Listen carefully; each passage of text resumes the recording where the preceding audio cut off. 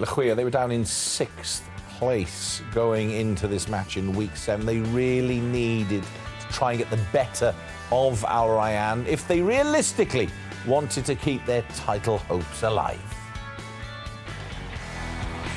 Safni got the better of Nathan towards the end of the first half. He won the penalty. The Tunisian dusted himself down and had 2 bites of the cherry to put Lekhwiya ahead. Almadi's men held that lead until the 76th minute, but then goals from Cáceres, Sergio Garcia, and finally from Sebastian against his old club gave Rayyan another emphatic victory and extended the team's lead at the top of the table. Nick Summerby, just no stopping them. And it was an exciting match to watch because Lekhwiya had that lead until much later on in the game. You thought, can they hang on? And then Alrayyan just turned the screw. Yeah, it's a result of the weekend, and who's stopping them? Unbelievable. They're getting tested. I mean, here's the doesn't go their way at the start. Nathan bringing down Masakni, a penalty given.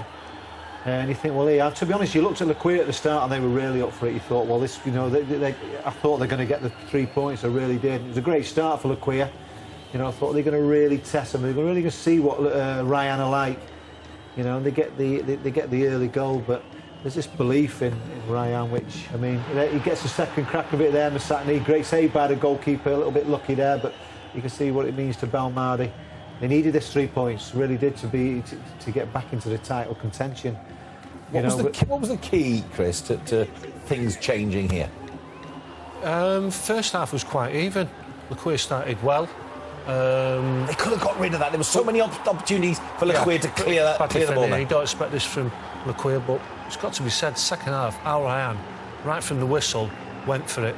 And they kept on going. I know the goals came quite late in the second half, but Alrayyan dominated. And they kept on going, and they deserved it. Got to be said for Lekhwiya. From their points of view, they're missing big players. Boudieff, Luis Jr. and Chico. You love these goals, Nick. Something you used to enjoy doing. Popping that cross in, and who comes in on the far post, as he's done a few times this season, either side as well, Sergio Garcia. You know, you get to that byline, one thing you do, you just chip it up to the far post. You know, Lekhwiya won't be happy because he's free on the far post, but it's the ball and the play in which they did, and he's there, Garcia. He's had a fantastic season, been a brilliant signing. Just this belief, you know, you can feel it in the stadium with the crowd as well. And once they sense it, you know, they're very hard to stop. They're full of confidence. I'll stay with you here, Nick, because you were very impressed with this goal from Sebastian. The flick on was one thing, but look how quick he turns round, as if to know, well, maybe it won't go in, so I'll follow it up. I mean, it tells you this is how hungry they are. You know, the ball's been whipped in. It's as if it's gone behind him and he's turned round straight away to see if it can drop. Anything's there. He gets a little bit of luck when it hits the post, but he's there just to score against his old team. And it's this determination. We saw it in the first game. I think when Cáceres scored and 3 players slid in and, you know, hungry to get that goal. They've got that there now. And there's some tackles in that game. Yeah, but unbelievable. But you know, I say about the Invincibles, joking about with Chris and all, but who's going to beat them? They're stepping up every week. Well, you've got to stop the threat at source, Chris Makin. Recognise danger. And this is what you're looking at in a bit of detail, is stopping the threat. Who would you say in the QSL is the best crosser in the QSL or delivery of the football? I'd have a go at Tabata would be up there. Exactly. Well, this clip that we're going to look at emphasises that point. Tabata taking a short corner. There he is, highlighted. Takes a short corner. And you just don't expect this from Lekhwiya. They've got 2 men out there, but Tabata plays the 1-2.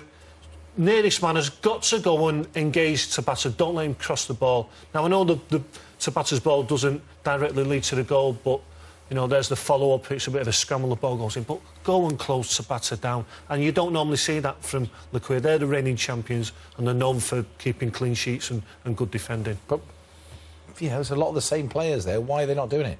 Why are they not missing Chico? Missing that leader and that voice at the back, what we keep talking about. From a defender's point of view, you rely on that. You need that leader, you need that voice. Yeah. But that, God, just go and get in his face. The thing about Tabata, he's got great delivery, but he ain't going to beat you for one-on-one. He's not that skillful.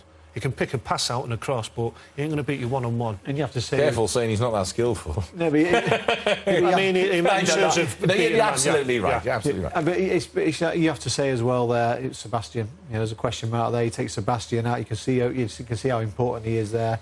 You know, Lekhwiya going to miss him as well as the other important players. What he said, you know, it's Montari's good, but is he a Sebastian? Can he cause as much problems as Sebastian?